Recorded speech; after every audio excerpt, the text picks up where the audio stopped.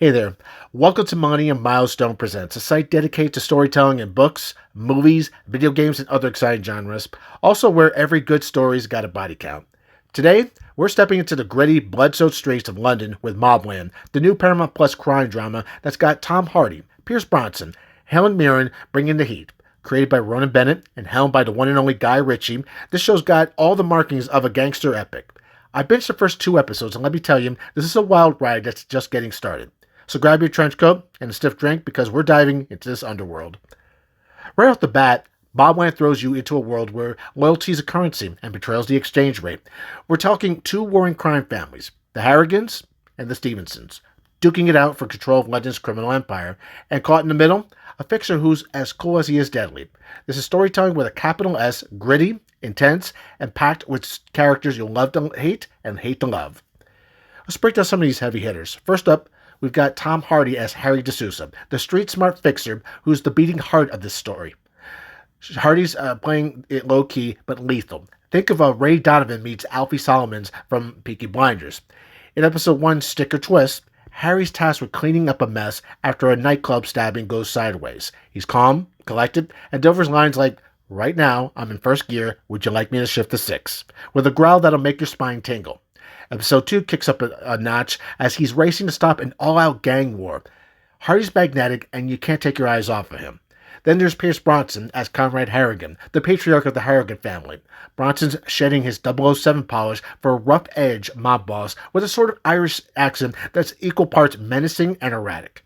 In episode 1, he's ordering hits like It's Tuesday Brunch, and by episode 2, he's plotting to expand into the fentanyl game. Bronson's having a blast, and it shows he's unhinged in the absolute best way he could possibly be. Helen Mirren steps in as Maeve Harrigan, Conrad's wife, the real brains behind the operation. Mirren's icy, calculated, and criminally underused so far. In the first 2 episodes, she's pulling strings from the shadows, and I'm dying for more of her Lady Macbeth vibes. Give us this type of anti-hero we deserve, Mobland.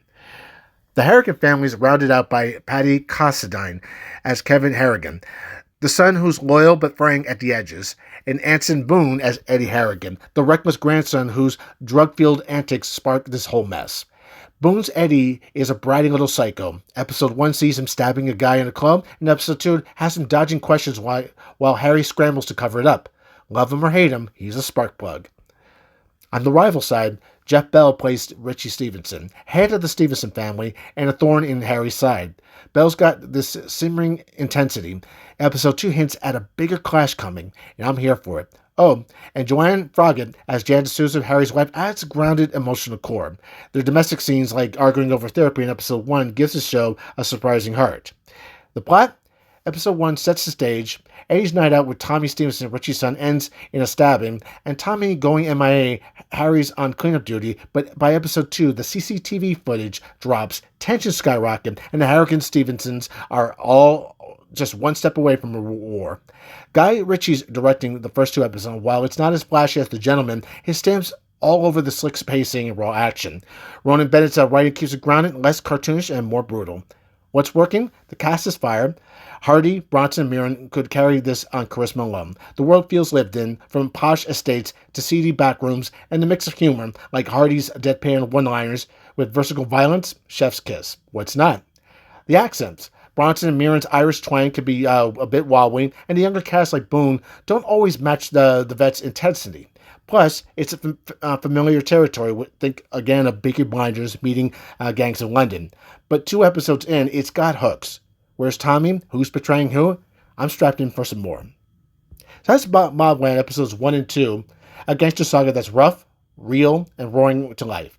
It's not reinventing the wheel, but with this cast and Richie's flair, it's a story worth telling. So what do you guys think? Is this show meeting your expectations? What do you think this is going to be going to next? This is Millennium Milestone Presents, where we live for narratives like this. Hit that like button if you're hyped for Harry D'Souza's next move, and subscribe for reviews, and drop a comment. And we'll catch you in the next one.